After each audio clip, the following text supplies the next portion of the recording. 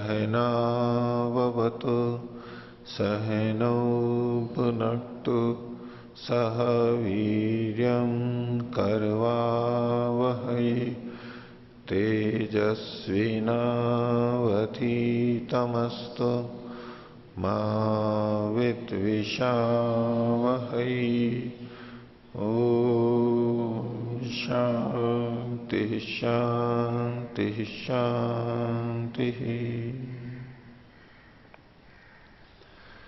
वेदांत दर्शन की 44वीं कक्षा वेदांत दर्शन के द्वितीय अध्याय के द्वितीय पाठ का क्रम चल रहा है और इसमें हमने पिछली कक्षा में 14वें से 17वें सूत्र तक देखा था। इस जगत की उत्पत्ति में कौन कारण है, कौन कारण नहीं है, और क्षणिकवाद में क्या मान्यता है, उस सब का कुछ विषय देखा था। और आगे भी इस संसार की उत्पत्ति परमाणु से हुई है तो परमाणु से निर्निमित तक है।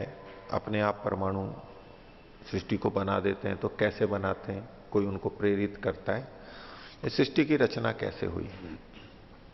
अब ये सारा प्रसंग सृष्टि की रचना, प्रकृति, उससे संबंधित लग रहा है भी वो विषय उठाया भी जा रहा है, लेकिन इसमें परमात्मा को समझने की दृष्टि से ये सारा किया जा रहा है कि परमात्मा निमित्त कारण है। ये पक्का और अच्छी तरह हो जाए कि दूसरा कोई कारण संभव ही नहीं है।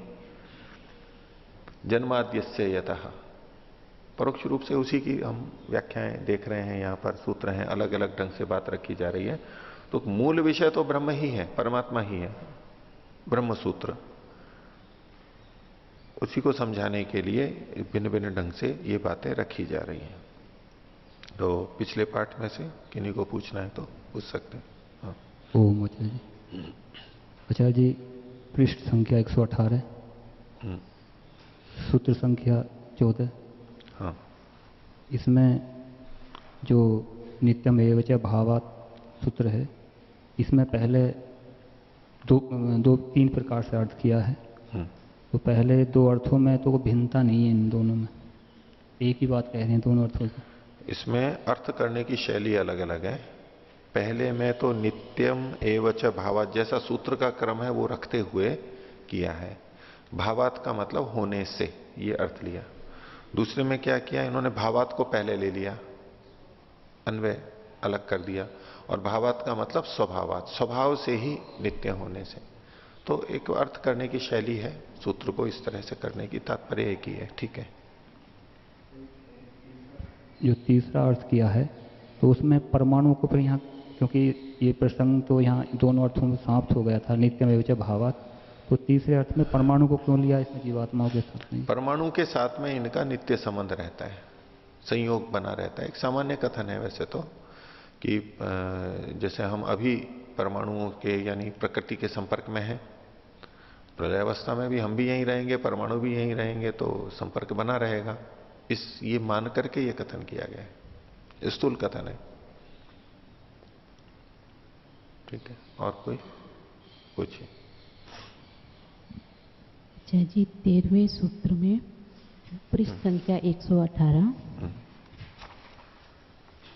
इस सूत्र की नीचे से तीसरी पंक्ति में लिखा न ही नियमेन सृष्टि परलयो स्यात्तम। हाँ। ये नियम से क्या कैसे? नियम का मतलब एक बार सृष्टि, सृष्टि फिर प्रलय, फिर सृष्टि फिर प्रलय, ये नियम हुआ। जैसे दिन के बाद रात, दिन के बाद रात, रात के बाद दिन, ये नियम से हो रहा है। नियम क्या है, एक फिर दूसरा, फिर एक फिर दूसरा, ये नियम है।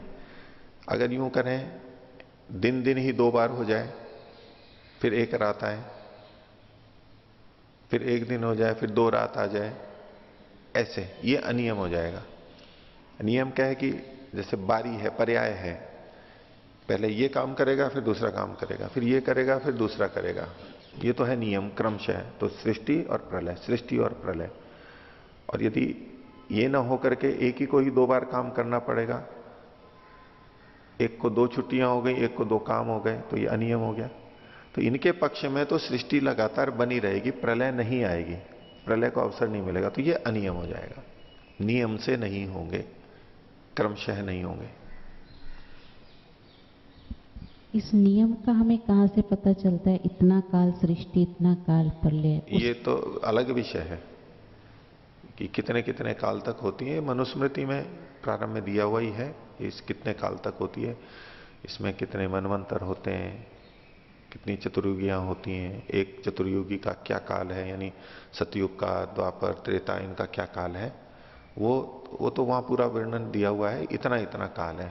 उसके आधार पर हम ये निश्चय करते हैं शब्द प्रमाण से। हम सीधे सीधे प्रत्यक्ष से नहीं जान सकते, अनुमान से काल की ठीक ठीक गणना नहीं कर सकते कब उत्पन्न हुई, अन्य कोई प्रमाण चाहिए।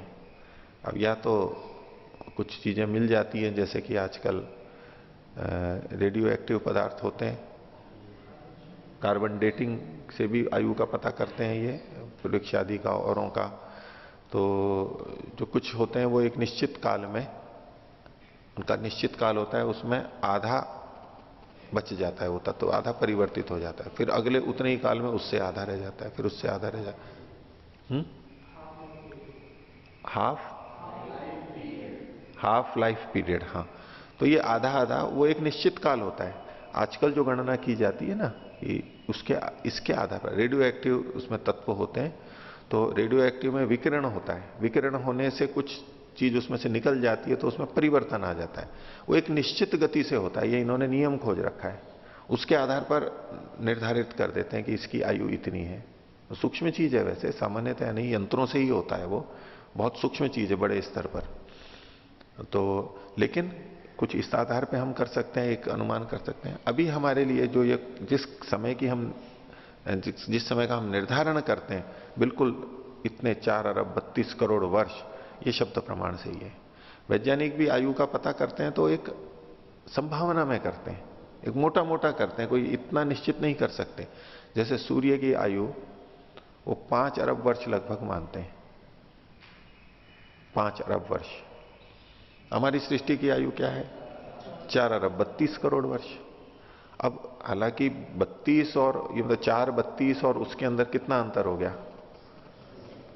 68 करोड़ का, 68 करोड़ वर्ष बहुत होते हैं वैसे तो, वैसे बहुत होते हैं, लेकिन चूंकि ये इतना लंबा काल है और इतने लंबे काल में इतना अंतर, ज्यादा अंतर नहीं है, ये माना जाता है ये तो लगभग एक ही बात कह रहे हैं, क्योंकि इन ऐसे आकलन संभावना से किए जाते हैं। आधुनिक वैज्ञानिक भी जो कर रहे हैं उसमें शुरुआत के छोटे से पैमाने पे कुछ गणना करते हैं, उसके बाद में उसकी कैलकुलेट करके गणना करके बड़े पे कर लेते हैं।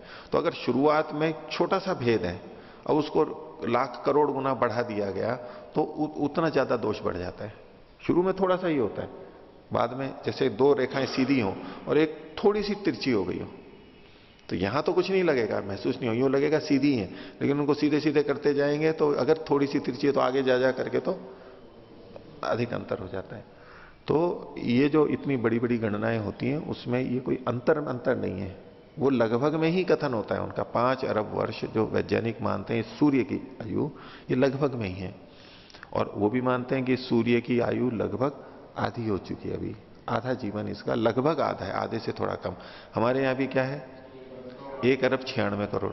तो 4 अरब 32 करोड़ का आधा करेंगे तो 2 अरब 16 करोड़। तो 1 अरब 96 करोड़ है, तो लगभग 20 करोड़ वर्ष अभी मध्याह्न से थोड़ा पीछे है, लगभग मध्याह्न में चल रहा है।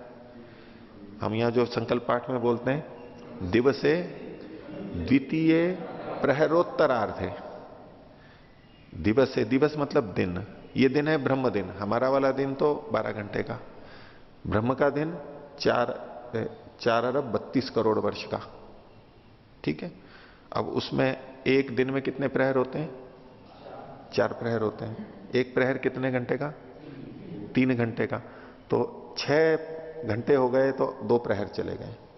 तो ऐसे ही जो सृष्टि का काल है 4 अरब 32 करोड़, इसका एक प्रहर कितना बनेगा? 4 अरब 32 करोड़ में 4 का भाग दे दीजिए, 1 अरब 8 करोड़, 8 चौक 32, 1 अरब 8 करोड़। तो 1 अरब 8 करोड़ वर्ष पूरे हो गए तो ये एक प्रहर हो गया। अब दूसरा प्रहर चल रहा है, अभी 1 अरब 96 करोड़ चल रहा है ना, 2 प्रहर कब पूरे हो जाएंगे? 2 अरब 16 करोड़ में होंगे। अब इसका भी एक प्रहर का भी आधा कर दो, 1 8 है ना, तो 54 होगा, 54 होगा ना। तो पहला प्रहर गया 1 अरब 8 करोड़, इसमें 54 करोड़ और जोड़ लो, 1 62 हुआ, ठीक है। दूसरा चल रहा है और दूसरे का भी आधा तो हो चुका, दूसरे प्रहर का पूर्व वाला आधा तो हो चुका, उत्तर वाला आधा चल रहा है अभी। द्वितीय प्रहरोत्तरार्धे, द्वितीय प्रहर का उत्तर वाला अर्ध चल रहा है। अर्ध का मतलब आधा, एक पूर्व अर्ध, पूर्व का अर्ध और एक बाद का अर्ध। तो 1 अरब 8 करोड़ वर्ष का ये दूसरा प्रहर, और उसका भी आधा भाग 54 है, वो बीत चुका है। और द्वितीय प्रहर का उत्तर अर्ध चल रहा है। संकल्प पाठ में जो बोलते हैं दिवसे द्वितीय प्रहरोत्तरार्ध, कई जगह बोलते हैं दिवसे द्वितीय प्रहरार्ध है। द्वितीय प्रहर का अर्ध चल रहा है। तो द्वितीय प्रहर का अर्ध चल रहा है मतलब कौन सा अर्ध चल रहा है? या तो यूं बोले द्वितीय प्रहर चल रहा है, द्वितीय प्रहर चल रहा है तो वो ठीक है, लेकिन बोलते क्या है? द्वितीय प्रहर का अर्ध चल रहा है। वही अर्ध तो कौन सा चल रहा है? अर्ध तो 2 है वहां पर, तो विशेषण लगाना होगा। इसलिए द्वितीय उत्तरार्ध चल रहा है, पूर्वार्ध नहीं, उत्तरार्ध चल रहा है। द्वितीय प्रहरोत्तरार्ध है तो सृष्टि के मध्य। तो हमें तो देखो सीधा सीधा शब्द प्रमाण से पता लगता है। अब उसकी कुछ पुष्टि हमारे को आधुनिक विज्ञान से हो जाती है, तालमेल उसमें लगता है तो हमको पक्का हो जाता है, हाँ ये ठीक ही बात कही जा रही है। बाकी इन सबको छोड़ के तो हमारे पास इसके मापन के लिए, निर्णय के लिए हमारे पास तो कोई साधन नहीं है, हम नहीं कर सकते। ऋषियों ने कैसे जाना? वेदों से जाना, समाधि में जाना, विज्ञान से जाना, जो भी उनका उपाय रहा होगा। कई चीजें हो सकती हैं, हम वेद का संकेत तो मान ही सकते हैं, लेकिन वेद में कहां लिखा है बिल्कुल ठीक ठीक संख्या इत्यादि, वो सीधे नहीं, ऋषियों ने जो भी देखा या और किसी उपाय से समाधि में किया होगा। और किसी को पूछना? आगे देखिए, द्वितीय अध्याय का दूसरा पाद 18वां सूत्र। तो परमाणुओं से ये जो सृष्टि की रचना है स्वतंत्र रूप से ब्रह्म निरपेक्ष, परमात्मा से निरपेक्ष वो नहीं हो सकती। और 17वें सूत्र में कहा था कि ये बात शिष्टों के द्वारा ग्रहण नहीं की गई है, इसलिए ये आदरणीय नहीं है, इसकी अनपेक्षा है, अत्यंतम अनपेक्षा है, अत्यंतम अनपेक्षा है, अत्यंत अनपेक्षा, यानी इसकी अपेक्षा नहीं है, उसकी पूरी तरह उपेक्षा की जानी चाहिए। शब्द प्रमाण की महत्ता है। अब क्षणिकवाद में 2 तरह से कुछ वर्णन किए जाते हैं, उसको लेते हुए कहा जा रहा है, क्योंकि जो क्षणिकवाद को मानते हैं वो ब्रह्म को या परमात्मा को स्वीकार नहीं करते सृष्टि की रचना में। तो सृष्टि की रचना उनके पक्ष में कैसे होगी, तो उनका जो अपनी सिद्धांत मान्यताएं हैं उसको लेकर के कुछ कथन यहां पर किए जा रहे हैं। 18वां सूत्र है, समुदाय उभय हेतु के भी तद अप्राप्ति ही। समुदाय शब्द अनेक वस्तुओं के मेल को, जब समूह होता है उसको हम समूह कह देते हैं, समुदाय कह देते हैं, अनेक होते हैं। ये समुदाय पक्ष वो है जो अवयवी को नहीं मानता है। अवयव और अवयवी न्याय दर्शन में भी बहुत चर्चा आती है इसकी। तो अनेक अवयव यानी घटक वो मिल गए और उनका समुदाय मात्र है, अब समूह मात्र है, बस इसके अतिरिक्त यानी अवयवों के समुदाय के अतिरिक्त कोई समुदायी यानी अवयवी नहीं है, ऐसा वो मानते हैं। जबकि सिद्धांत पक्ष में क्या है? एक अवयवी स्वीकार किया जाता है, अवयवों का समूह मात्र नहीं है, अवयवों के समूह से एक भिन्न अवयवी भी स्वीकार किया जाता है। उसके पक्ष विपक्ष में तर्क वितर्क वो सारे हैं, विस्तार से वो चर्चा उधर है। तो जो केवल समुदाय मानते हैं, अवयवी नहीं मानते हैं, उनको लेकर के एक चर्चा की जा रही है। तो समुदाय उभय हेतु के, समुदाय में दोनों हेतु, 2 हेतु माने जाएं। वो 2 हेतु कौन से हैं भाष्यकार बताएंगे। इनकी मान्यता में 2 तरह के हेतु वहां पर कहे गए, 2 तरह से रचना मान करके 2 तरह के कारण बताए गए। तो उभय हेतु के भी दोनों ही तरीकों से, दोनों ही हेतुओं में तद अप्राप्ति ही, इस समुदाय की सिद्धि नहीं हो पाती है। समुदाय ही नहीं बन पाएगा आपका। वो तो समुदाय को मान करके अवयवी को नष्ट कर रहे थे, समाप्त कर रहे थे कि अवयवी नहीं होता है। ये कह रहे हैं कि आप जिस तरह से दो कारणों से, दो हेतुओं को देकर के समुदाय की रचना करो, दो कारण आप मान रहे हो इस सृष्टि की रचना में, उनको आप मानते हो तो आपका समुदाय भी नहीं रह पाएगा, समुदाय ही नहीं बन पाएगा, आपका पक्षी समुदाय वाला भी खंडित हो जाएगा। तद अप्राप्ति, समुदाय की अप्राप्ति होती है। कैसे वो भाष्य में भी बता रहे हैं। क्षणिकवादी नाम मते जगत इदम न परमाणु नाम कार्यम। क्षणिकवादियों के मत में ये जगत जो बना हुआ है दृश्यमान, ये परमाणुओं का कार्य नहीं है, यानी परमाणु इसके कारण नहीं है अवयव के रूप में। किंतु फिर क्या है ये? तो बाह्यम आध्यात्मिकम च भूत भौतिकम चित्त चैतम च दृश्यम जगत नामना यद अन्य रुच्यते तत्खलु समुदाय मात्रम।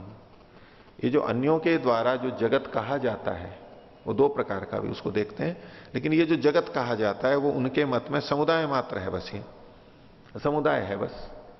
तो परमाणु को वो इसका उपादान कारण या इनकी उत्पत्ति का कारण भी नहीं माने, बस ये समुदाय है।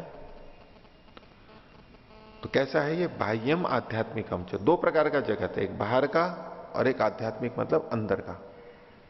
बाहर का जो दिखाई देता है और अंदर का जो हमारे मन के स्तर पर विचार, संवेदना, सुख दुख आदि होते रहते हैं, ज्ञान होता रहता है, वो अंदर का हो गया। तो दो तरह की रचना हो गई सृष्टि, अंदर की और बाहर की। तो बाह्यम आध्यात्मिकम च, ये जो दो प्रकार का है, अब इसी दो प्रकार को आगे खोल रहे हैं। भूत भौतिकम चित्त चैतम च, ये जो भूत भौतिक है ये तो है बाह्य, और चित्त चैतम है ये है आध्यात्मिक। भूत भौतिक का मतलब हुआ भूत स्वयं और भूतों से बनी हुई जो चीजें हैं। भूत मतलब ये पांच भूत या चार भूत, जो भी जितने भी भूत मानते हो वो भूत, जड़ पदार्थ। और भौतिक उनसे बनी हुई चीजें, तो भूत भौतिक दोनों आ गई। दूसरा है चित्त चैतम।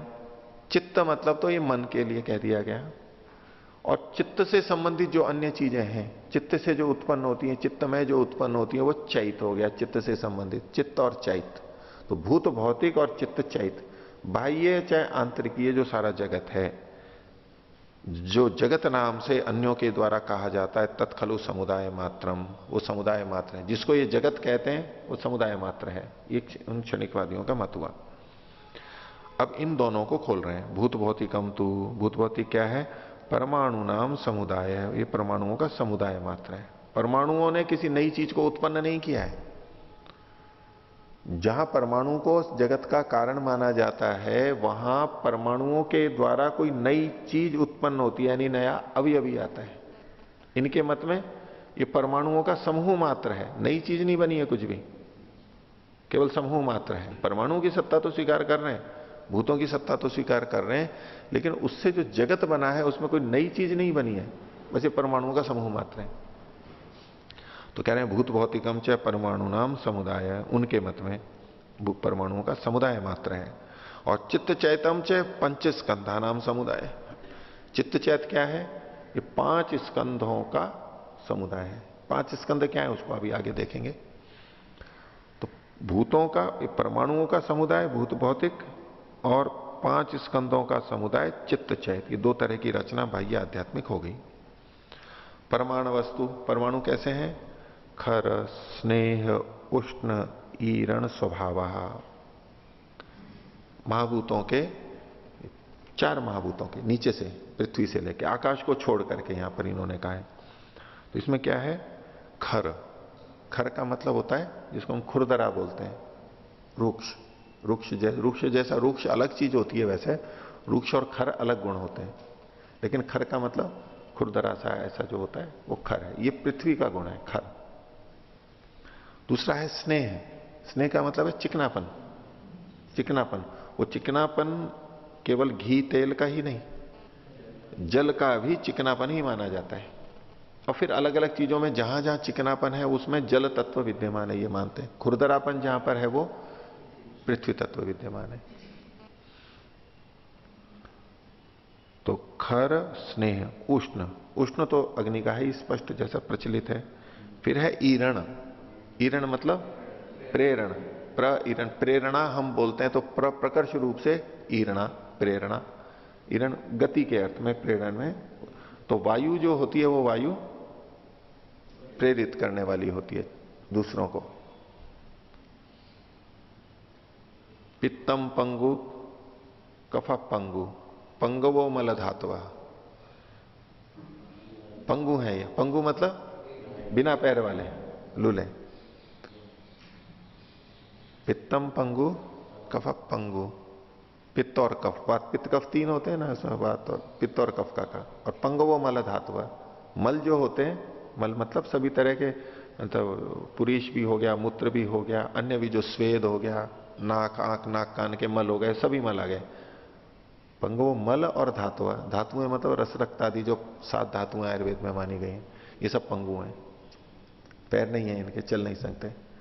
वायुना यत्र नीयन्ते तत्र गच्छन्ति मेघवत, वायु के द्वारा ये जहां ले जाए जाते हैं वहां वहां ये चले जाते हैं। कैसे? मेघवत, बादल के समान। बादलों में अपनी गति नहीं होती है, बादल कहां जाते हैं? जहां वायु ले जाती है, जिधर ले जाती है उधर जाते हैं। तो शरीर की ये जो जितनी गतिविधियां हो रही हैं आयुर्वेद में, ये वात पित्त कफ की दृष्टि से वात से कहा जा रहा है, लेकिन वात भी किससे बना हुआ है? महाभूतों की दृष्टि से उसमें वायु महाभूत की प्रधानता है। तो ये जो शरीर में जितनी प्रेरणाएं हो रही हैं, स्पंदन हो रहे हैं, वो सारे के सारे वायु के कारण से होते हैं। इसलिए शरीर में जहां भी दर्द होता है आयुर्वेद की दृष्टि से कहा जाता है ये वायु के कारण से, वायु विकार है। कहीं स्पंदन हो रहा है, खड़खड़ फड़फड़ फड़फड़ हो रही है, वायु के कारण से। कहीं भी कुछ शून्यता आ रही है, उसमें भी कारण बनता है। वैसे पीड़ा के लिए कहा गया, तो ऐसे वायु के बहुत सारे रोग बताए गए, तरह तरह की गतियां। तो वायु तंत्र यंत्र द्वारा सर्व क्रियाणाम उद्योजक है, सब क्रियाओं का प्रेरित करने वाला है। जो मलमूत्र का त्याग होता है, भोजन नीचे जाता है, जिसमें हमने वो प्राण अपान उदान व्यान समान, वो जो वायु के ही तो 5 भेद हैं, उनसे ही तो सारी क्रियाएं हो रही हैं।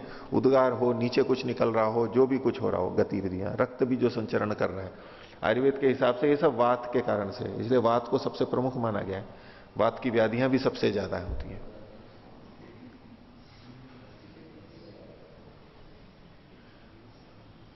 तो ईरण, ईरण शब्द जो है, प्रेरण यानी वायु में ये होता है। और कई लोग इसकी वायु को पलट दो तो वायु, युवा, कई जने व्याख्या करते हैं ना ऐसे, युवकों के बीच में बोलते हैं। तो युवा कैसा होता है? वायु के समान होता है, वो रुकता नहीं है किसी से, उसकी शक्ति बहुत होती है। प्रशंसा में भी है और निंदा में भी कह सकते हैं कि वायु की गति कैसी होती है? अनियंत्रित होती है। वो कभी इधर तो कभी इधर, और कभी इधर तेज तो कभी इधर तेज।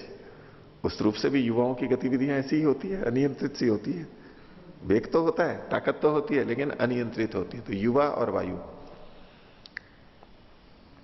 तो खर स्नेह उष्ण ईरण स्वभाव, परमाणु, परमाणु का मतलब ये हो गया, अब ये पृथ्वी का परमाणु खर स्वभाव वाला होता है, वायु का परमाणु ईरण स्वभाव वाला होता है। ऐसे उस परमाणु के स्तर पे बोल रहे हैं। स्वभाव भूत भौतिक के पृथ्वी आदि रूपे समुदयंते, भूत और भौतिक पृथ्वी आदि के रूप में वो समुदयंते उत्पन्न हो जाते हैं, उस रूप में संग्रहित समूहित हो जाते हैं, समुदाय रूप में आ जाते हैं। इसमें आकाश का केवल नहीं बताया, बाकी जो यहां तो इन्होंने ये लिखा है, एक जो श्लोक मिलता है आयुर्वेद का, उसमें यही 5 चारों चीजें, और आकाश के लिए वहां पर कहा गया आकाशस्य अप्रतिघातो, चारों का ये बता करके फिर कहा आकाशस्य अप्रतिघातो दृष्टम लिंगम यथाक्रमम। ये यथाक्रम लिंग दिखे जाते हैं, यानी पृथ्वी से लेकर आकाश तक का जो क्रम है उसी क्रम से इन गुणों को भी लगाते हैं। वहां आकाश का अप्रतिघात गुण कहा गया, पीछे जो मैं चर्चा कर रहा था आपसे, वो इससे संबंधित ही श्लोक में जुड़ा हुआ है। बाकी के लिए ये बताए गए हैं मुख्य। तो ये एक समुदाय हो गया, समुदायंते मतलब समुदाय के रूप में आ जाते हैं, भूत भौतिक हो गया। अब चित्त चैतम का क्या, तो उसमें लिखा रूप विज्ञान वेदना संज्ञा संस्कार संजका पंच स्कंधाश्च चित्त चैत रूपे समुदयंते। ये 5 हो गए, रूप विज्ञान वेदना संज्ञा और संस्कार, ये 5 चीजें हो गई। इस नाम वाले जो पंच स्कंध हैं, एक एक के स्कंध हैं, ये 5 हैं, तो पंच स्कंध नाम से कहे जाते हैं। ये चित्त चैत के रूप में समुदित होते हैं। चित्त बनता है और चित्त से संबंधित जो चीजें हैं वो भी, उसका भी ये समुदाय कहा जाता है। तो ये जो 5 हैं, ने सत्यार्थ प्रकाश में भी इसका उल्लेख किया गया है, उसी के अनुसार इसको हम समझ लेते हैं। सत्यार्थ प्रकाश के 12वें समोल्लास में पंचस्कंद और उनकी व्याख्या है, यही वहां पर लिखा है। रूप विज्ञान वेदना संज्ञा संस्कार संज्ञक, उसी को ब्रह्ममुनि जी ने वहां पर लिया है। तो यहां ये विज्ञान शब्द है, वैसे इनके जो दूसरे इनमें उल्लेख मिलते हैं, इसमें विज्ञान को संस्कार के भी बाद में डालते हैं। जो विज्ञान दूसरा क्रम पे है ना, रूप विज्ञान, उसकी जगह रूप वेदना संज्ञा संस्कार और फिर विज्ञान, ये भी एक क्रम मिलता है इन लोगों का। और एक विज्ञान जो यहां जिस क्रम से लिखा है वो भी मिलता है। तो रूप का मतलब क्या होता है? जो ज्ञानेन्द्रियों से हम रूप आदि का ग्रहण करते हैं, इसमें शब्द स्पर्श रूप रस गंध ये 5 विषय आ गए, ये रूप कहलाते हैं। जब हम ये देखते हैं तो इसका भी एक समूह है। अब ये भूत भौतिक समुदाय से अलग है। रूप रूप रूप बहुत सारा, रस रस रस बहुत सारा, ये जो इंद्रियों के माध्यम से जो हो रहा है ये तो हो गया रूप स्कंध। दूसरा है विज्ञान स्कंध। विज्ञान स्कंध के लिए यहां लिखा हुआ है आलय विज्ञान, और खोल रहे हैं प्रवृत्ति का जानना रूप व्यवहार को विज्ञान स्कंध कहते हैं। जो हमारी प्रवृत्तियां हो रही हैं उसको जो हम जान रहे हैं, विज्ञान मतलब जानना, उसको अच्छी तरह जानना। ये जो ज्ञान हमारा हो रहा है, ज्ञान जो जिस समय ज्ञान के रूप में हमें प्रतीति हो रही है, उसका भी एक स्कंध है, समूह है। ये चित्त के स्तर पर है, चित्त चैत है, भूत भौतिक नहीं है ये। तीसरा है वेदना। वेदना का मतलब है संवेदना, और संवेदना है सुख और दुख की संवेदना। तो जो रूप आदि का इंद्रियों से हमें ज्ञान होता है, उसके लिए इन्हीं के शब्दों को पढ़ता हूं सत्यार्थ प्रकाश के। रूप स्कंद और विज्ञान स्कंद से उत्पन्न, रूप भी हो गया और ज्ञान भी जो भी हुआ, इससे उत्पन्न हुआ सुख दुख आदि प्रतीति रूप व्यवहार को वेदना स्कंद कहते हैं। तो सुख दुख संवेदना वेदना, ये इसका समूह हो गया। ये भी एक समूह है, अभी कोई नई चीज नहीं है, बस इनका समूह है। चौथा है संज्ञा स्कंध। संज्ञा मतलब जो हम नाम बोलते हैं, तो नाम का नामी से जो संबंध है वो संज्ञा स्कंध है। तो जो गौ आदि संज्ञा का संबंध नामी के साथ मानने रूप को संज्ञा स्कंध कहते हैं। जब हम ये स्वीकार कर लेते हैं सम अंदर हो कि भाई ये इसका नाम है, ये संज्ञा स्कंध बन गया। ऐसे अलग अलग वस्तुओं के अलग अलग नाम हमारे बोध में रहते हैं, ये संज्ञा स्कंध होता है। कुछ नाम दे देते हैं हम उसको। और 5वां है संस्कार स्कंध। वो क्या है? वेदना स्कंद से राग द्वेष आदि क्लेश। वेदना स्कंद था यानी सुख दुख, उस सुख दुख की जब संवेदना हुई तो उससे जो हम कहते हैं संस्कार पड़ जाता है, वही संस्कार इसका छाप जो पड़ गई है।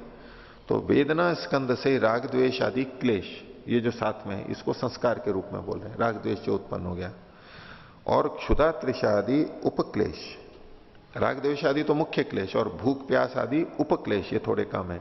और मद प्रमाद अभिमान धर्म और अधर्म रूप व्यवहार को संस्कार स्कंद मानते हैं। 5 स्कंद की बात हुई। तो ये जो जगत है ये एक बाह्य और एक आध्यात्मिक, ये जो आध्यात्मिक अंदर वाला जगत है उसको ये 5 स्कंधात्मक मानते हैं। रूप विज्ञान वेदना संज्ञा संस्कार संज्ञक मानते हैं, ये इकट्ठे होते हैं। तो ये तो अभी तक इन्होंने वर्णन किया। आगे कह रहे हैं इति उभय विध उभय हेतु कह समुदायो। तो इस प्रकार से ये उभय विध यानी दोनों प्रकार का, और उभय हेतु का और इन दोनों के कारण वाला, ये 2 अलग अलग बातें कही जा रही हैं। जैसे भूत और भौतिक में कहेंगे तो भूत तो उभय हो गया, उभय विध। उभय विध का मतलब एक तरफ तो भूत और एक तरफ चित्त। भूत भौतिक था और चित्त चैत था, तो भूत और चित्त ये तो उभय विध हो गया, भूत रूप में और चित्त के रूप में। और उभय हेतु का मतलब हुआ भूतों से जो उत्पन्न हुआ यानी भौतिक, भूत हेतु वाला यानी भौतिक, और चित्त हेतु वाला चैत। तो भूत भौतिक चित्त चैत को ही ये खोल करके बता रहे हैं। इति उभयविद, उभय हेतुक है, उभयविद और उभय हेतुक समुदायो, जो समुदाय है अन्य जगत अभिधीयते, जो औरों और लोगों के द्वारा जगत नाम से कहा जाता है। जो लोग दूसरे उसको जगत कहते हैं, सो अयम तेषाम अभिप्रेत उभय हेतु का समुदाय हो, तो वो ये उनका अभिप्रेत क्या है, उभय हेतु वाला समुदाय है, भूत भौतिक और चित्त चैत का समुदाय मात्र है उनके मत में। क्षणिकवादियों के मत में उभय हेतु का समुदायो नहीं, उभय हेतु का समुदायो अपि अनपेक्षणीयो अनादरणीय, वो भी स्वीकार नहीं किया जाना चाहिए, ये मात्र इनका समुदाय है और कुछ नहीं है। क्यों? तद अप्राप्ति तस्य समुदाय से असिद्धिर ही भवती, उनके मत में भी समुदाय की सिद्धि नहीं हो सकती है। भाई समुदाय किसको मान रहे हो आप? जब क्षणिकवाद को मान रहे हो तो आपके पक्ष में समुदाय भी कैसे घटित होगा? भाष्यकार का अभिप्राय यह है कि समुदाय तब बन सकता है जब हम उनको क्षणिक न माने। आप उनको क्षणिक मानते हो तो आपके पक्ष में तो समुदाय भी नहीं घटेगा, उसी को खोल रहे हैं। तो क्षणिकवादे समुदाय से स्वरूपम नावतिष्ठते, क्षणिकवाद में तो समुदाय का रूप ही नहीं बनता, जबकि आप समुदाय की बात कर रहे हो। समुदाय क्या होता है? समुदायो ही पौर्वापर्यम अपेक्षा भवती, पूर्व और पर की अपेक्षा करके, एक दूसरे की अपेक्षा करके समुदाय होता है। यदा ही, और आपके मत में यदा ही पूर्व परमाणु स्कंदो वा क्षणिको, पूर्व वाला परमाणु कहो चाहे स्कंद कहो, दोनों भूत भौतिक या नहीं, बाह्य और आध्यात्मिक दृष्टि से दोनों शब्दों का प्रयोग बार बार कर रहे हैं।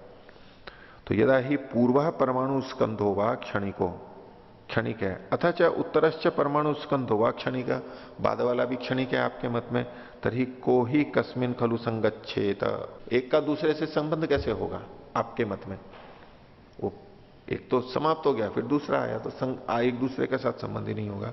एकस्मिन क्षण पूर्वोत्तर हो अनवस्थाना, क्योंकि जो पूर्ववर्ती या उत्तरवर्ती है वो एक क्षण में एक साथ नहीं रह सकते। तत्र नास्ति संगत्यवसर, उनके संगति का, संयोग का अवसर ही नहीं है। समुदायो न केवल से एकस्य भवति, समुदाय एक का तो होता नहीं है, उसमें अनेक होने चाहिए, किंतु द्वयो संगति रेव समुदाय, दो या दो से अधिक उनकी संगति को समुदाय कहते हैं। आपके पक्ष में तो सब चीजें क्षणिक हैं, एक के बाद एक बनती जा रही हैं, तो उनका आपस में संबंध नहीं बन पाएगा। तो उभय समुदाय उभय हेतु के भी, उभय हेतु के समुदाय भी, दो कारणों से, भूत भौतिक और चित्त चैत, इन हेतुओं से जो आप समुदाय की रचना मानते हो, तो वो भी, उसमें भी ये ठीक नहीं है, क्योंकि तदा प्राप्ति, समुदाय की ही प्राप्ति नहीं हो पाएगी। आगे देखिए 19वां सूत्र। अब इसके ऊपर पूर्व पक्षी कुछ समाधान दे तो उसका मत रखते हुए फिर सिद्धांति उसका भी समाधान कर रहा है। इतरेतर प्रत्ययत्वाद इति चेत न उत्पत्ति मात्र निमित्तत्वात्, इतरेतर प्रत्ययत्वाद इति, पूर्व पक्षी यदि कहे, इतरेतर मतलब एक दूसरे के, प्रत्यय का मतलब है कारण, प्रत्यय शब्द कारण के लिए भी आता है, प्रत्यय शब्द ज्ञान के लिए भी आता है, लेकिन कारण के लिए भी आता है। विराम प्रत्यय अभ्यासो संस्कार शेषो अन्य, अना अभाव प्रत्ययालंबना वृत्तिर निद्रा, अभाव प्रत्ययालंबना वृत्तिर निद्रा, वहां भी प्रत्यय कारण अर्थ में आया, ये यहां भी कारण अर्थ में लिया इन्होंने। तो इतरेतर प्रत्ययत्वात् इति चेत, एक दूसरे के कारण वाला होने, ये उसका कारण होता है, इस दृष्टि से लें तो। ऐसा मान करके कहें तो बोले समुदाय बन जाएगा। कैसे? अन्यो अन्य कारणत्वात्, अन्य अन्य का कारण होने से, जो इतरेतर प्रत्ययत्वात् का इसको खोल दिया अन्योन्य कारणत्वात्, इतरेतर को अन्योन्य खोला और प्रत्यय को कारण से खोल दिया। अब इसकी व्याख्या कर रहे हैं आगे। पूर्व परमाणु स्कंदो वा उत्तरस्य परमाणु स्कंदस्य वा समुदाय वृत्तौ कारणम भविष्यति, पूर्व वाला परमाणु या स्कंद बाद वाले परमाणु या स्कंद के समुदाय में, समुदाय करने में कारण हो जाएगा, उसको उससे जोड़ देगा।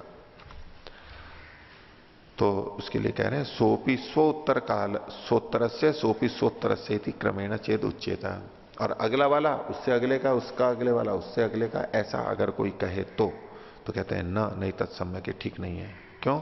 उत्पत्ति मात्र निमित्तत्वात्, ये जो पूर्व परमाणु या पूर्व स्कंद हैं, ये इनकी उत्पत्ति मात्र में कारण है, समुदाय में कारण नहीं है। पूर्व वाला पर वाले के साथ मिलके समुदाय बना दे, ऐसा थोड़ा है आपका सिद्धांत।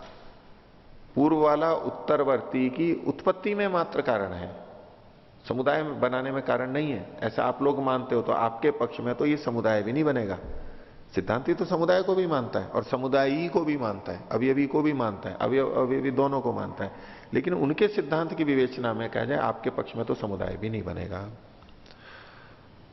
तो उत्पत्ति मात्र निमित्तत्वात् खोल रहे हैं, पूर्व परमाणु स्कंदो वा उत्तर से परमाणु स्कंद से वा उत्पत्ति मात्र निमित्तम भवतु, उसके उत्पन्न करने मात्र में कारण बनेगा। न तू तस्य उत्पत्ति मात्र निमित्तत्वे, और वो चलो उत्पत्ति मात्र में निमित्त हो भी जाए तो भी अपरस्य, बाद वाले की, अपरस्य को खोल रहे हैं उत्तरस्य, उत्तरवर्ती की, उत्पाद उसकी उत्पत्ति तत्कालीनो अस्ति, उसकी उत्पत्ति उसी काल में नहीं होती है। पूर्ववर्ती परमाणु से उत्तरवर्ती परमाणु बना, ऐसा उनका मानना है क्षणिकवाद में, कि एक परमाणु प्रथम क्षण में उत्पन्न हुआ, द्वितीय क्षण में स्वसमान की उत्पत्ति करके और तीसरे क्षण में नष्ट हो गया। तो कह रहे हैं कि पूर्व वाला परमाणु उत्तरवर्ती परमाणु का कारण मात्र है, उत्पत्ति में कारण है आपके मत में। ऐसा नहीं है कि जिस समय पूर्ववर्ती परमाणु है उस समय उत्तरवर्ती परमाणु भी विद्यमान है एक ही काल में, वो ऐसा नहीं मानते, एक ही काल में नहीं रहते हैं दोनों। यदि एक काल में रहने हुए तब तो दो परमाणु एक साथ हो गए। पूर्ववर्ती परमाणु उत्तरवर्ती की उत्पत्ति में कारण है, लेकिन ये दोनों में सहभाव नहीं होता है, एक साथ नहीं रहते हैं दोनों, ऐसा उनका मानना है। तो इसलिए इन्होंने कहा अपरस्य यानी उत्तरस्य उत्पाद, जो उत्पत्ति है, तत्कालीना अस्ति, न तत्कालीना अस्ति, उत्तरवर्ती की उत्पत्ति तत्कालीन नहीं है कि यानी पहले वाले का काल भी चल रहा है और उसी समय उसकी भी उत्पत्ति हो रही है, ऐसा नहीं है। एक समय में तो एक ही परमाणु रहता है उनके मत में, जो एक परमाणु की क्रम संतान चल रहा है उस समय एक समय में एक ही रहेगा, ये उत्पन्न होगा नष्ट होगा, दूसरे को उत्पन्न करेगा, दूसरा उत्पन्न जिस समय उस समय पहले वाला नहीं है। तो ये उत्पत्ति मात्र में निमित्त है, अपरस्य उत्तर उत्पाद तत्कालीनो न अस्ति, तस्मात् केवलस्य न समुदाय वृत्तिता, इसलिए केवल एक की समुदाय वृत्तिता नहीं बनेगी। संपद्यते अतो अनपेक्षणीय ऐसा सिद्धांत है, लेकिन समुदाय तो बनता है, इसलिए आपका पक्ष ठीक नहीं है। इसी में थोड़ा सा और आगे बोल रहे हैं, 20वां सूत्र है, उत्तरोत्पादे च पूर्व निरोधात्, उत्तरवर्ती वही परमाणु की दृष्टि से देख लीजिए और स्कंद की दृष्टि से भी, दोनों पे घटाएंगे। उत्तर के उत्पाद में यानी बाद वाला जो उत्पन्न हो जाता है उस समय पूर्व निरोधात, पूर्ववर्ती के नाश हो जाने से, एक साथ दोनों नहीं रहते। भाष्य, उत्तर से उत्तर क्षणवर्ती न परमाणु स्कंद से व उत्पादे सती, जब उत्तरवर्ती उत्तर क्षण में होने वाला परमाणु या स्कंद उत्पन्न हो जाता है तो पूर्व से पूर्व क्षणवर्ती न परमाणु स्कंद से व निरोधो नाशो भवती, उसका पहले वाले का तो नाश हो जाता है। क्यों? तस्य क्षणिकत्वात्, उसके क्षणिक होने से। तस्मात् समुदाय मात्रम एवं जगन न अवयवी रूपमिति सिद्धांत क्षणिकवादी नाम अयुक्त, ये समुदाय मात्र ही है और अवयवी रूप नहीं है, ये उनका सिद्धांत ठीक नहीं है, उनके पक्ष में समुदाय भी नहीं घटेगा। आगे 21वां सूत्र, इसी में और आगे बोल रहे हैं, असति प्रतिज्ञोपरोधो योग पद्यम अन्यथा, असति न होने पर, कोई है और वो नष्ट हो गया, उसके न होने पर प्रतिज्ञोपरोधो, आपकी प्रतिज्ञा का उपरोध यानी बाध उत्पन्न होगा, कि वो उसका कारण है। अभी आगे भाष्य में देखेंगे। और यदि आप उसको अन्यथा करते हो यानी सती विद्यमान मानते हो तो उनका योगपत्य एक साथ घटित हो जाएगा, जो कि आप योगपत्य मानते नहीं हो। दो परमाणुओं या दो स्कंदों का जो आगे पीछे वाले हैं उनका योगपत्य सिद्ध होगा, वो आप मानते नहीं। यदि आप उनको सत मानते हो तो योगपत्य आने लगेगा, जो कि आपके सिद्धांत के विपरीत जाएगा। भाष्य, असति पूर्व क्षणवर्तिनी परमाणु स्कंदेवा कारणात्मके प्रतिज्ञाया उपरोधो बाधनम भवेत।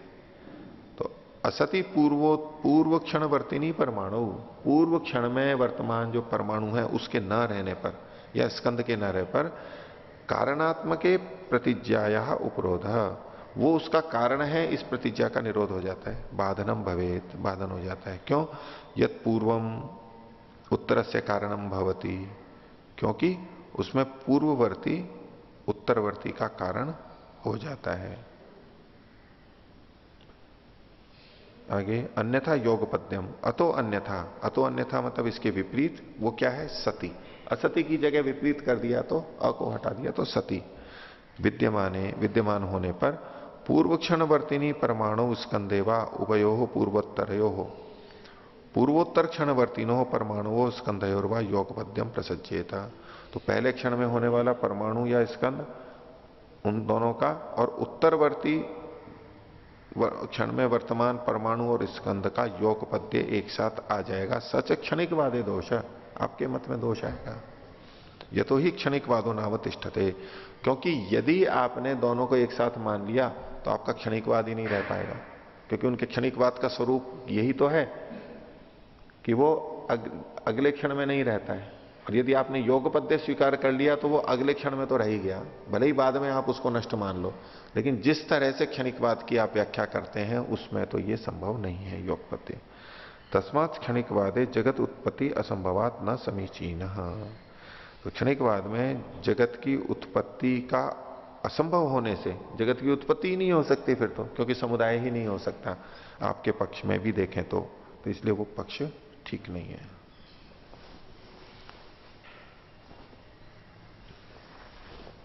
आगे 22वां सूत्र, इसी को क्षणिकवाद में ही और दूसरे ढंग से कह रहे हैं। प्रतिसंख्या अप्रतिसंख्या निरोध अप्राप्ति ही अविच्छेदात। क्षणिकवाद में प्रतिसंख्या का निरोध और अप्रतिसंख्या का निरोध, उसकी अप्राप्ति होती है अविच्छेद होने से। अविच्छेदात हेतु है।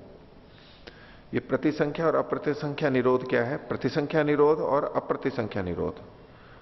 प्रतिसंख्या, प्रति का मतलब है विरोधी, और संख्या का मतलब है ज्ञान, सम्यक ज्ञान, ज्ञान। प्रतिसंख्या विरोधी ज्ञान। विरोधी ज्ञान क्या होता है? जो चीज जैसी है उसका वैसा न होना, यह विपरीत ज्ञान है, विपर्य है, प्रतिसंख्यान है, प्रतिसंख्या है। जैसे हम प्रसंख्यान भी बोलते हैं योग दर्शन में, प्रसंख्यान है अपि कुसीदस्य अकुसीदस्य प्रसंख्यान। तो प्रसंख्यान, यहां पर प्रतिसंख्या है, समख्यान प्रतिसंख्यान। तो जो वस्तु सत है उसको असत मान करके ज्ञान करना, यह है प्रतिसंख्यान।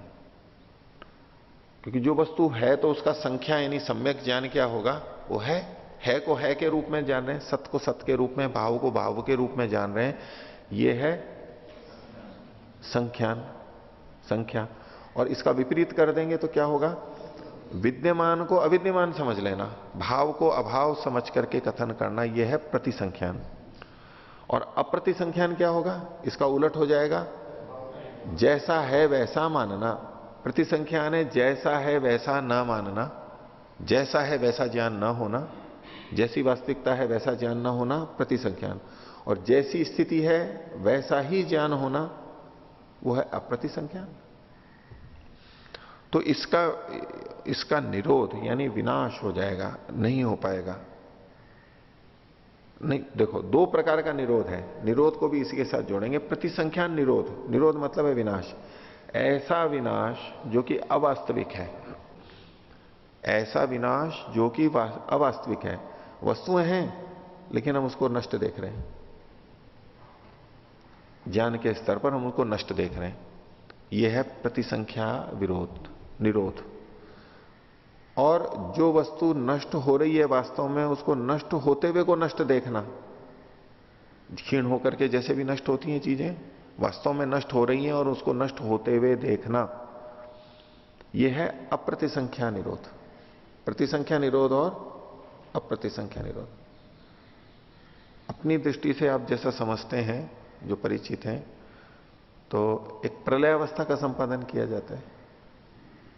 संसार प्रलय हुआ नहीं है लेकिन ऐसा समझा जाता है। प्रलय अवस्था का संपादन स्वामी सत्यपति जी बहुत करवाते हैं इसको, प्रलय अवस्था का संपादन ध्यान के समय भी या विशेष शिविरों में भी, उस परंपरा में बहुत कराया जाता है। तो प्रलय अवस्था का संपादन ये प्रतिसंख्या निरोध है। वास्तव में नहीं है नष्ट हुई हैं चीजें, नष्ट न होते हुए भी हमने ऐसा ज्ञान बना लिया है कि नष्ट हो गए हैं। और जो तन्निमित्तस्तु अवयवी अभिमान, अवयभिमान, तो अवयव रूप में बदल देना, उसको टुकड़े टुकड़े कर देना। तो उसमें प्रलयावस्था संपादन में क्या होता है कि इस धरती को, जो कि हमें एक पिंड के रूप में भूमि दिखाई, उसको नष्ट कर दिया, यानी परमाणु रूप में बिखर गई। अब कार्य रूप में नहीं है, कारण रूप में चली गई, सत्वर स्तंभ के रूप में। शरीर है हमारा पांच भौतिक के जैसा भी है, वो क्षीण हो गया, मिट्टी में हो गया, नहीं रहा। अन्य भी लोग नहीं रहे, ये सूर्य चंद्र आदि भी नहीं रहे, कुछ भी नहीं रहा, बस बिखर गया सब, कारण रूप में प्रलय अवस्था को प्राप्त हो गया है। ऐसा मान करके जब चलेंगे, अब किसकी वृत्ति आएगी? लोक की। अब जिनसे हमारे को राग द्वेष है वो व्यक्ति ही नहीं है अभी। जिस धन के लिए, मकान के लिए हम गर्व करें, अहंकार करें, वो ही नहीं है अभी। क्या गर्व करेंगे? जिससे कुछ लेना देना है, राग द्वेष संबंध बन गया, वो सब समाप्त, तो वृत्तियां रुकेंगी। तो वृत्ति रोकने के उपाय के रूप में प्रलयावस्था का संपादन कहा जाता है। ये जो प्रतिसंख्या प्रति निरोध है, वो भी बात है। ऐसा नाश जो हुआ नहीं है लेकिन उसको हुआ हुआ समझ लेना, और दूसरा जैसा नाश हो रहा है, वास्तव में नष्ट हो रही है चीजें, वैसा समझना, यह है अप्रतिसंख्या निरोध। तो इसकी आपके पक्ष में अप्राप्ति होगी क्षणिकवाद में, सिद्धांति कह रहा है। क्यों? अविच्छेद होने से। आपके यहां तो विच्छेद होता नहीं है, तो अविच्छेद होने से। भाष्य देखिए इसी बात को, क्षणिकवादे यौ प्रतिसंख्या निरोध अप्रतिसंख्या निरोधो स्वीक्रियते।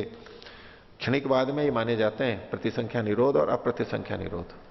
क्षणिकवादी ऐसा मानते हैं।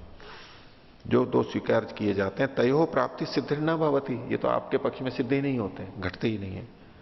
जैसे पीछे बताया था ना कि आप समुदाय को जो मानते हैं वो आपके पक्ष में घटता नहीं है, ऐसे ही आप प्रतिसंख्या निरोध और अप्रतिसंख्या निरोध दो तरह का मानते हैं, वो भी आपके पक्ष में नहीं घटता है। खोल रहे हैं, प्रतिसंख्यान क्या है? प्रतिसंख्यानम आगे खोल दिया, ज्ञान बलेन वस्तुनः प्रत्याख्यानम, ज्ञान के बल पे वस्तु का प्रत्याख्यान यानी खंडन कर देना, नाश। और खोल रहे हैं, भावात्मक ज्ञान दृष्टिया अभावाभिमति ही, भावात्मक वस्तु की ज्ञान की दृष्टि से अभाव की अभिमति हो जाती है, वो अभाव के रूप में जाना जाता है, भाव होते हुए भी अभाव कर दिया उसका।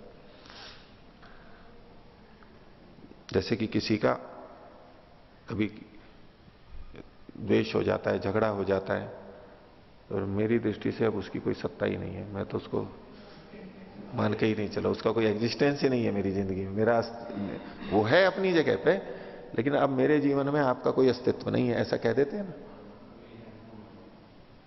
मेरी दृष्टि से आप मर गए, मैं आपको मरा हुआ समझ के जीवन जीऊंगा, अवस्था ही नहीं है। ऐसे इस कार्य जगत को भी, ये कार्य जगत ने इतना परेशान किया,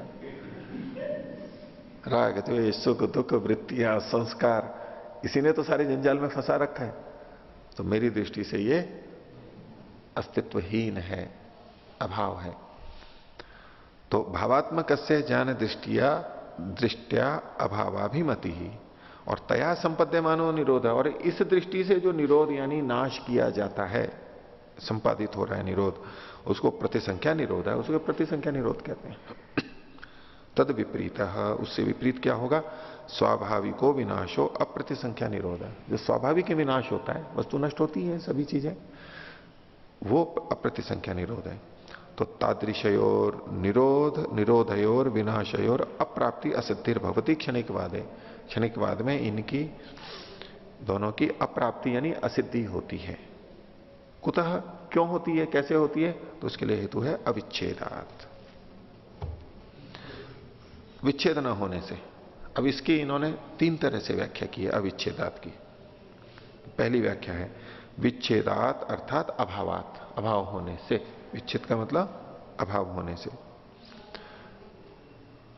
और आगे खोल रहे हैं विच्छेद से अनुपपन्नत्वाद, विच्छेद हो ही नहीं सकता आपके पक्ष में। तो भाई ये जो नाश है यानी निरोध है, निरोध में तो विच्छेद होगा ही। निरोध किसको कहते हैं? नाश किसको कहते हैं?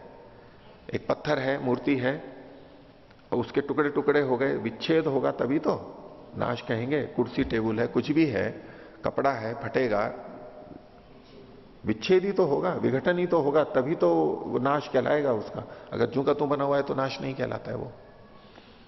तो आपके पक्ष में तो विच्छेद ही नहीं हो पाएगा, तो विच्छेद नहीं होगा तो नाश भी नहीं होगा, और नाश नहीं होगा तो चाहे प्रतिसंख्या निरोध हो चाहे अप्रतिसंख्या निरोध हो, आपके पक्ष में तो घटता ही नहीं है वो। तो विच्छेद अभावात, अविच्छेदात को खोला विच्छेद अभावात, उसको खोल दिया विच्छेद से अनुपपन्नत्वात्। अब खोल रहे हैं और आगे, विच्छेदो ही अवयविनो अवयव भाव। विच्छेद कहते हैं किसको है? अवयवियों का अवयव के रूप में आ जाना, अवयवियों का अवयव के रूप में आ जाना, ये विच्छेद कहलाता है। उसके खंड खंड हो गए, अवयव दूर दूर हो गए। क्षणिकवादे किल नावयवी स्वीक्रियते, और क्षणिकवाद में तो कोई अवयवी स्वीकार ही नहीं किया जाता है। तो यथा बुद्धौ अवयविनम नोपगच्छेत तदा कस्य विनाश स्यात्। जब तक आप बुद्धि के अंदर, यानी प्रतिसंख्या निरोध का कहा जा रहा है, बौद्धिक विनाश का, कि जब तक आप किसी को बुद्धि के रूप में, बुद्धि में एक अवयवी के रूप में नहीं स्वीकार करोगे, तब तक उसका विनाश कैसे होगा? आप शरीर का नाश कर रहे हो, तो शरीर जब तक अवयवी के रूप में नहीं आएगा तब तक नाश कैसे करोगे उसको? पहले एक लक्ष्य लोगे, बुद्धि में चित्र बनाओगे, ये वस्तु, ये वृक्ष, ये भूमि, अब उसके बाद आप उसका नाश करोगे, तो बुद्धि में वो आएगा ही नहीं, आपके आना ही नहीं चाहिए। अवयवी ही नहीं बनता है तो नाश कैसे होगा? अर्थात इसको खोला कि कस्य विनाश साथ न ही कस्यापि, किसी का भी विनाश नहीं हो सकता। और यदा न अवयवित्वेन वस्तु सत्वम उपतिष्ठते कथम तस्य विनाश उपलभ्यता। और जो अवयवी के रूप में वस्तु है, ये अप्रतिसंख्या निरोध के लिए कह रहे हैं, जो वस्तुएं हैं ये अवयवी के रूप में है ही नहीं, तो आपके पक्ष में विनाश भी क्या होगा? विनाश हो ही नहीं सकता है। ये एक व्याख्या हो गई। दूसरी व्याख्या, यद्वा अविच्छेदात विच्छेद अभावात, अविच्छेद शब्द को खोला विच्छेद का अभाव होने से। ऊपर भी अविच्छेदात को विच्छेदाभावात ही खोला था, लेकिन उसके आगे का अर्थ अलग किया था। यहां क्या, विच्छेद अभावात को खोला विच्छेद अप्रसंगात, क्षणिकवादे, विच्छेद का प्रसंग ही नहीं आएगा आपके मत में। कैसे? क्षणिकवादे यदा सर्वेपि क्षणिका संति, क्षणिकवाद में जब सभी क्षणिक हैं, तथा तेषाम विच्छेद प्रसंग एवं न भवति, विच्छेद की बात ही कहां से आएगी जब सब क्षणिक नष्ट हो ही रहे हैं? विच्छेद तो उनका होगा जो विद्यमान है, विद्यमान का ही तो विच्छेद होगा, और विच्छेद को ही विनाश कहते हैं। तो जब आपके तो स्वतः ही नष्ट होते रहते हैं तो विच्छेद की कल्पना ही नहीं हो सकती।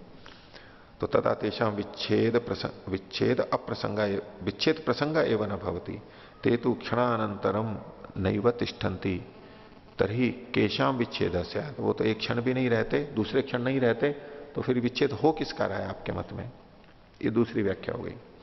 तीसरी व्याख्या, किम वा विच्छेदो न भवति, विच्छेद नहीं होता है।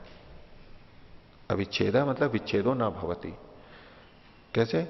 या दूसरे ढंग से कहा, न भवितुम अर्हति, विच्छेद हो ही नहीं सकता आपके मत में। तो उसको खोल रहे हैं, तत्र क्षणिकवादे सांतनिक उत्पादश्चेत, सांतानिक उत्पादश्चेत, संतान मतलब एक के बाद एक बढ़ते जाना, सांतानिक है मतलब एक से एक के साथ बढ़ते हुए जो किया जाता है। क्षणिकवादे सांतानिक उत्पादश्चेत, अगर ऐसा उत्पाद होता है, क्योंकि सिद्धांत स्वयं नहीं स्वीकार करता, यह अभ्युपगम से बोल रहा है। तदा संतानस्य अन्योन्य हेतु संतानस्य, तो संतान का मतलब एक दूसरे का हेतु जो संतान है उसका, संतान को खोल दिया अन्योन्य हेतु संतानस्य, संतानस्य के बाद में उसको अलग अलग करना है। जो अन्य अन्य का हेतु है उसमें विच्छेद का असंभव होने से वो संतान तो चलता रहेगा आपके मत में, तो विच्छेद क्यों होगा? वो एक के बाद एक, एक के बाद एक, एक के बाद चलता रहेगा। अथच भावगोचर उत्पाद, और अगर हम उत्पाद किसको कहेंगे? भाव गोचर। उत्पाद कैसा होता है? भाव गोचर, भाव के रूप में दिखाई देना, यही उत्पाद होता है। और तदा तदा न ही भावानाम अनवयव लक्षणों विनाशः, तो उस समय तो भावों का जिसमें कि अवयव लक्षण है ही नहीं, अब विनाश कैसा है? अवयव लक्षण विनाश है, कि अवयव अलग अलग हो गए तो ये विनाश है। तो आपके पक्ष में तो अवयव लक्षण विनाश हो ही नहीं सकता है। दृश्यते अवयव भावो विनाशो, और ये देखा जाता है विनाश क्या है? अवयव रूप में आना, अवयव के रूप में आ जाना, अवयव भाव जो है वो विनाश कहा जाता है। अथा अवयवी भाव उत्पाद, और उत्पाद किसे कहता है? अवयवों का अवयवी रूप में आ जाना उत्पाद कहलाता है। घड़ा बन गया अवयवी, और अवयव रूप में आ जाना वापस, ये विनाश कहलाता है। क्षणिकवाद है न अवयवी स्वीक्रियते, क्षणिकवाद में तो अवयवी माना नहीं जाता है, परंतु तत्र अवयवी अपहनोतुम न शक्यते, लेकिन वहां पर अवयवी का की उपेक्षा करना या अवयवी को नकारना भी संभव नहीं होता है, आपको अवयवी तो मानना ही पड़ेगा। कैसे? यद हम अत्राक्षम तद हम स्पृशामी इति प्रत्यभिज्ञा बलात्, जिसको मैंने देखा था उसी को मैं, जो मैंने देखा था वही मैं छू रहा हूं, मैं की दृष्टि से कह रहे हैं, प्रत्यभिज्ञा बलात् तस्य अवयविनो विच्छेदो न भवति। उस, हाँ, मैं की दृष्टि से भी लिख सकते हैं, वस्तु की दृष्टि से भी, कि जिसको मैंने देखा था उसी को छू रहा हूं। कुछ समय के बाद में ये कालांतर का है, तो कालांतर में उनके हिसाब से तो वस्तु समाप्त हो गई है, लेकिन फिर भी कैसे हो रही है वो? तो अवयवी तो मानना ही पड़ रहा है, आपको हटा नहीं सकते हो। न शक्य थे यद हम अद्राक्षम तद हम स्पृशामी प्रत्यभिज्ञा बला तस्य अवयविनो विच्छेदो न भवती। आपके मत में तो अवयवी का भी विच्छेद नहीं होता, वो मानते ही हैं, व्यवहार में भी होता है। तस्मात् क्षणिकवादे जगत उत्पाद विनाश असंभवात अनपेक्षणीय क्षणिकवाद। क्षणिकवाद में तो जगत की उत्पत्ति और विनाश भी नहीं हो सकता, न तो उत्पत्ति हो सकती न विनाश हो सकता है, इसलिए क्षणिकवाद उपेक्षणीय है, उसको स्वीकार नहीं किया जा सकता। तो आज का पाठ इतना ही रखते हैं। प्रणव करें।